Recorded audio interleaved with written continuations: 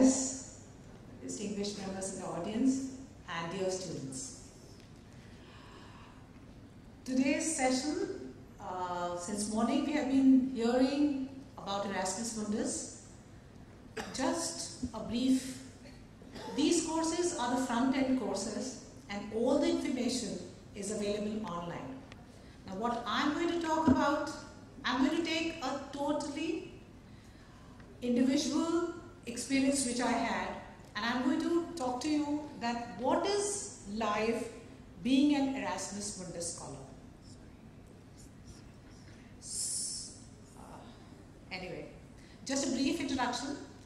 I'm Vijitha, Dr. Vijitha Agarwal, and I teach international business in GGS Indraprastha University, and I love interacting with students. So, my PPT is still not there.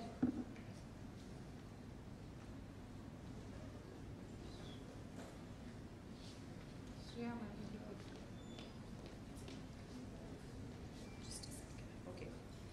See, if I have to sum up my experiences as an Erasmus Mundus scholar, I would say that this experience is a holistic experience.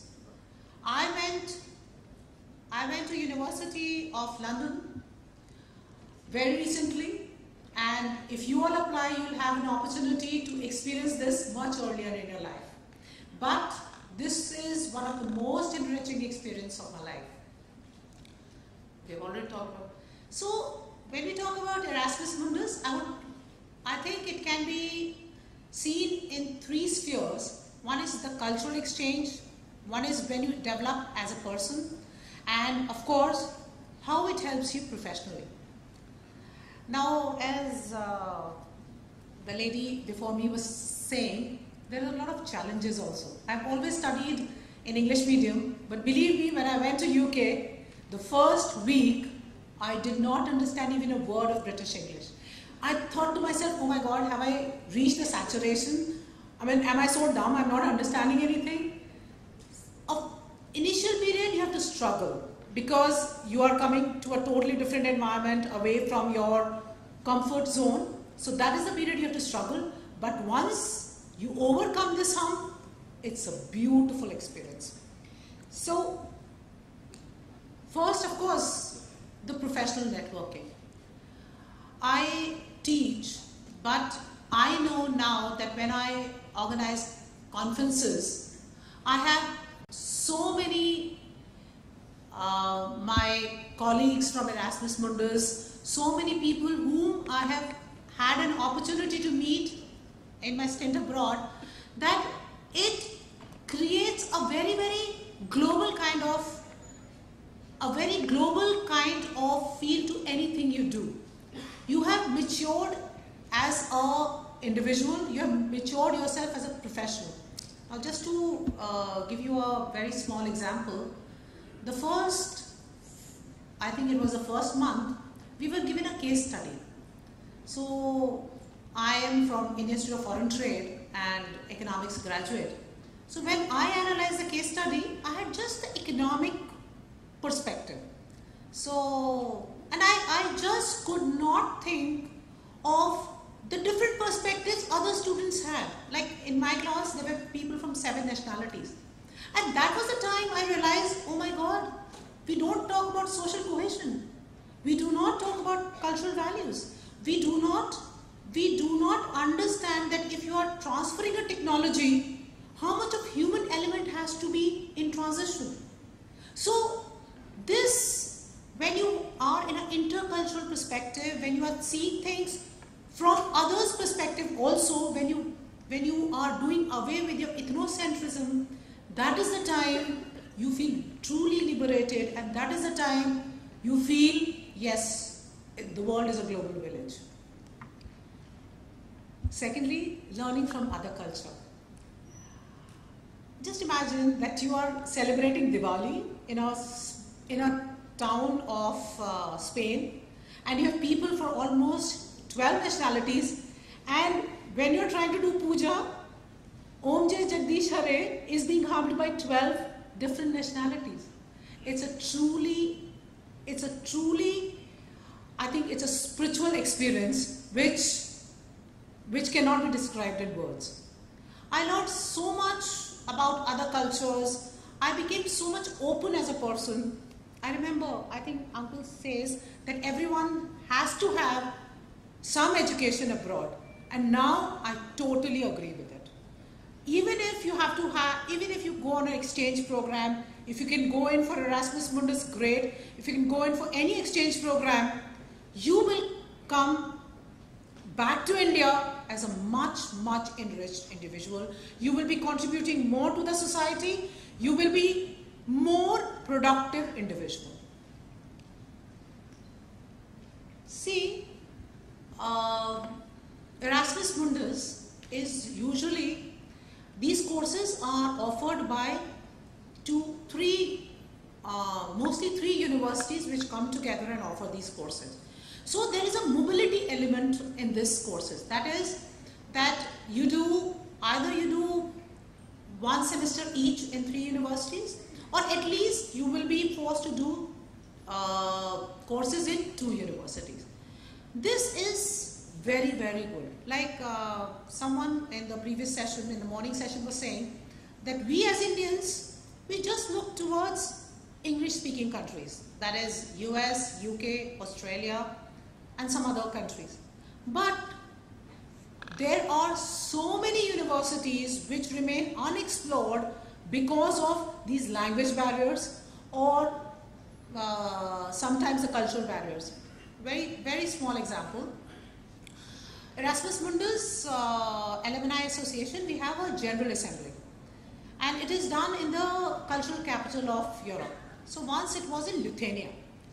So when I told my dean that I'm going to Lithuania, she said, "Arey, वहाँ जाके क्या करोगी? अरे वो तो वहाँ तो East India." So I said, anyway, I went, and you will not believe, that was a small town. No, I went to Vilnius in Lithuania. It was a small town with a population of 5 lakhs, but the infrastructure they had, but the kind of intellectual capital that university had was eye-opening. You know, it helps you to come out of a cocoon. हम हमेशा कहते हैं हिंदुस्तान में कि भारत महान है. हम महान, हमारा देश था, लेकिन हम महान तभी बने रहेंगे जब हम दूसरों से अपने आप को कंपेयर करके आगे बढ़ते रहेंगे. Only then we can claim that pedestal which our forefathers had. So again, the personality enhancement aspect of it. Now just to quickly see, when you get when you are away from your comfort zone and you are interacting in a complex environment, you get a lot of maturity. You get a lot of flexibility. Like in India, we do not do much in other universities, but at least I know in IIM Ahmedabad, suppose you have had a master's in Pali literature, let's say, you have very good chances of getting in. Why? Because they want a very diverse group. Because अगर सारे engineers होंगे तो एक ही तरीके की बात आएगी, आपका एक ही outcome निकलेगा. सारे doctors होंगे तो आपका एक ही outcome निकलेगा. When you have diverse opinion, then the real thing comes out. So when you work in these multicultural environment, you find yourself as a very mature and flexible individual. This actually I added Dream Big. Dr. Chauhan के ideas पे चलते हुए, if opportunity doesn't knock, build a door. And that I think MIT stands for. You always build doors. ताली बज चुकी है, हालांकि एक साइड बाकी था, but I think I'm going to end here. See, these courses which we do is front-end career building courses. In courses ko, when you choose these courses, you might have a little problem because the nomenclature of these courses are not what we understand, and that's why degree and the recognition of degree is also becomes a slight issue. For example, I did a course on European Research Masters in Lifelong Learning, Policies and Management.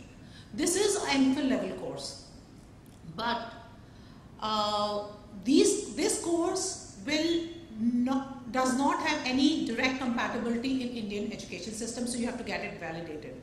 But in these courses, like there is a course on crossways in European culture. Now, these courses are front-end course. When you do these courses, initially you might find a little bit of problem in fitting in, but once you are through, these are a very good stepping stone in your career building.